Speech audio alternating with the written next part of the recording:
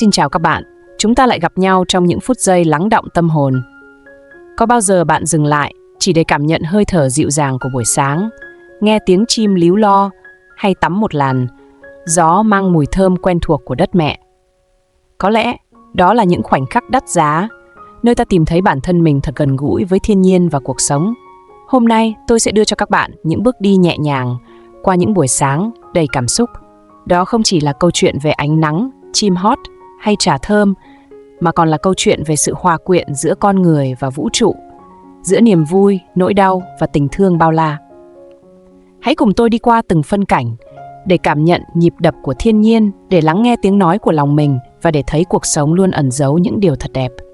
Hành trình ấy bắt đầu từ ánh bình minh, nơi tất cả đều là nguồn khởi đầu. Buổi sáng, nắng nghiêng qua tán lá, tạo thành những đốm râm sáng rơi trên những con đường quanh co. Tôi biết là những bông hoa nắng đã ra đời. Dưới mặt trời, loài hoa nào cũng nở bung ra như sứ mạng, ngọn núi nào cũng chứa cả một tâm hồn. Bình minh là bản hòa ca vi diệu của thời không. Tôi thấy giây phút này trôi qua thật nhẹ, và cái mát mẻ đầu ngày cũng là sự linh thiêng. Buổi sáng, chim từ đâu về líu lo khắp lối. Em nghe trong tiếng hót là cả một niềm vui lớn, chúng hân hoan được có thêm một ngày nữa sống trên đời. Loài chim hay con người cũng mừng vui khi sống. Mỗi khi tấm lòng này bình thường và nông nỗi, em lắng cõi lòng nghe chim hót, để lại thấy yêu đời trong từng phút đổi thay. Buổi sáng, tôi ngửi được cái mùi thơm của đất, cái hương thầm rất quen. Chỉ có quê hương mới có được cái mùi đặc trưng như thế. Bước chân nhờ đó mà cẩn trọng, để cảm nhận hoặc là để tương phùng. Khi để một chút hồn mình vào hoa cỏ, chúng thật là những người bạn thân quen.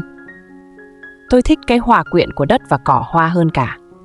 Đi đâu về mà nghe cái hương thân thương đó là thấy ấm lòng, như là được chở che. Buổi sáng, hương vị của chén trà màu nhiệm quá, nhấp một ngụm rồi như kết nối với bao giọt mồ hôi. Em uống trà để biết mây là tri kỷ của đời em, để nhận ra tình thương hoàn vũ trở thành chung với những khoảng cách trên đời. Thế giới là gì? Là sản phẩm hay là một ý nghĩ vẩn vơ? Chẳng có ai mập mờ như thế cả, đúng không? Nhưng uống trà với nguồn tâm trong lắng, dừng hẳn mọi kiếm tìm, thì thế giới sẽ chuyển mình trong cái vị ngọt đắng thiêng liêng. Buổi sáng, tay nắm lại giữa trời lập đông, tôi thấy lâng lâng như sắp sửa lại lên đường. Sự sống vẫn chờ, hành trình hai ta đều kỳ lạ mà giống nhau. Mặt đất là một đường tròn. Hễ nói hành trình thì phải nói tới muôn trùng gặp lại. Qua những tháng ngày, những gì đẹp đều lắng sâu vào trí nhớ, trở thành những lối về trong những phút chênh vênh. Buổi sáng, trang sử cuộc đời vừa được mở ra, chờ những buồn vui tôi phủ đầy trang giấy trắng. Có khi lòng đau nhói, tôi quên mất vầng sáng trên cao. Những thứ ta gặp trên đời, chút gì là hạnh phúc, chút gì như niềm đau. Ta mênh mang từng nghĩ, chúng là những xúc cảm không chung một bầu trời.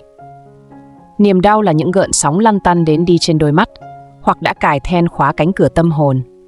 Đôi lúc chỉ cúi đầu, chẳng cần chi lời nói, vậy mà vẫn muốn viết lên những lời thật đẹp cho buồn vui dung hòa. Hạnh phúc và niềm đau là hai mặt của tờ giấy sử. Có lẽ tình thương là thế, qua những lần thì mới thấy hay hơn. Khi em và người thương có những cách ngăn xa vời vợi, thì buổi sáng vẫn còn niềm ủi an duy nhất. Khoảng thời gian quên đi cái lây lất ngày qua. Lúc đó chỉ cần một con đường vắng, vài chiếc lá rơi, nghe tiếng chuông vẳng từng hồi là đủ. Thiên nhiên hùng lực hàn gắn được những mảnh vỡ tưởng chừng như không thể. Bước chân gửi cho đất những va vấp nhiều lần mà trái tim không hề đổi. Nhờ đất trời em tìm lại bản chất của tình người quý giá. Thật là những tấm lòng cao cả. Tôi nghĩ đến đất, nhớ đến sự trở về, một cái gì bao dung, sâu lắng. Buổi sáng tôi muốn làm thơ, nhưng nhớ đến câu xin đừng nghe lời thi sĩ, thì một chút ngần ngại. Tuy không phải nhà thơ, nhưng sợ người khác không tin mình. Có thể tôi hiểu sai ý thơ tác giả, mà đã có người không tin mình rồi đó chứ. Thế mà cái sợ chỉ đến một chút, rồi đi, vậy thôi. Buổi sáng, nơi em bắt đầu sứ mạng không cho một ngày oan uổng qua đi. Nơi em dựng xây một góc an lành cho thế giới. Nó đẹp như những năm tháng đầu đời của bé thơ. Chẳng có miên trường nào rơi trên tâm tư cả. Tôi nhớ đến Bụt, người của những buổi sáng thật an lành. Sinh ra đời không phải để đếm những vết thương, mà để làm bé thơ có mặt cho buổi sáng. Vầng dương lên như mở hội, tôi bắt đầu nuôi lớn những không gian. Em hãy hướng mắt về mặt trời, quy phục trước một cái gì là cội nguồn cho tất cả.